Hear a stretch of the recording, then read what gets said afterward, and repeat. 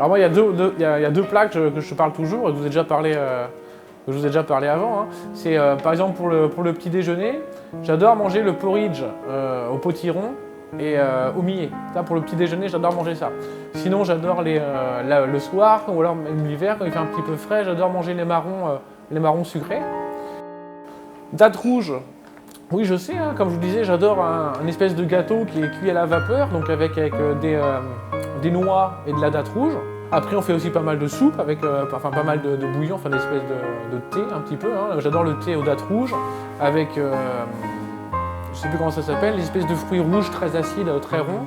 Après la date, oui, on peut la travailler. Hein. Il y a certaines pâtisseries marocaines ou d'Afrique du Nord qui l'utilisent. Ça peut arriver d'utiliser dans les recettes, par exemple des fruits candis ou des choses comme ça.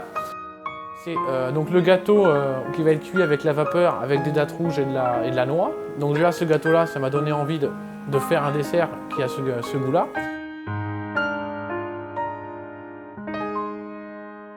C'est difficile de faire un gâteau avec seulement un ingrédient.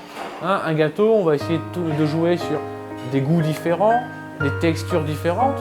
Donc bien sûr que j'ai utilisé d'autres ingrédients pour mettre en valeur les ingrédients que j'ai choisis pour la médecine alimentaire. Par exemple, la date rouge, ça a un goût qui est pas très prononcé, hein. C'est surtout une texture qui est intéressante dans la date rouge, c'est la texture. Donc j'ai essayé de travailler la date rouge avec un autre produit hein, qui va lui donner plus de force, qui va le mettre en valeur.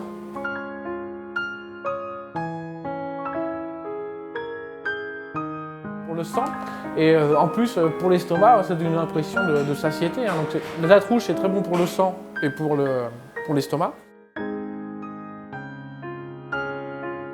Mais on peut aussi se servir de la décoration des fois pour amener de la texture. Par exemple sur le cake, hein, j'ai mis des morceaux de noix, parce que les morceaux de noix c'est des gros morceaux donc ça va amener du croquant.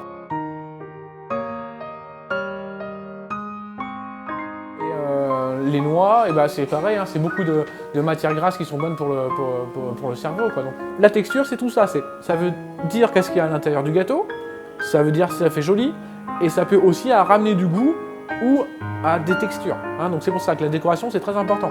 Et la décoration d'un gâteau, ainsi que la décoration, le plat dans lequel on va le mettre, dans une assiette ou peu importe, hein, c'est intéressant aussi. Hein, ça va varier en fonction de la forme. Donc voilà, c'est tout ça. Les inspirations, je pense que toutes les personnes qui créent des choses, hein, que ce soit de la musique ou des gâteaux ou n'importe quoi, je pense que ce qu'on vit au quotidien, c'est ça qui va donner un petit peu l'inspiration, hein, qui va donner envie de découvrir et qui va nous faire grandir en fait. Donc bien sûr que la vie au quotidien en Chine, ça nourrit mon inspiration pour les gâteaux ou pour la vie, ou pour tout. Donc bien sûr tout ça, toutes les expériences qu'on vit, ça nous donne des idées pour créer des nouvelles choses. Donc bien sûr que ces trois spécialités ou même d'autres, hein, ça m'a donné envie ça m'a inspiré. Voilà.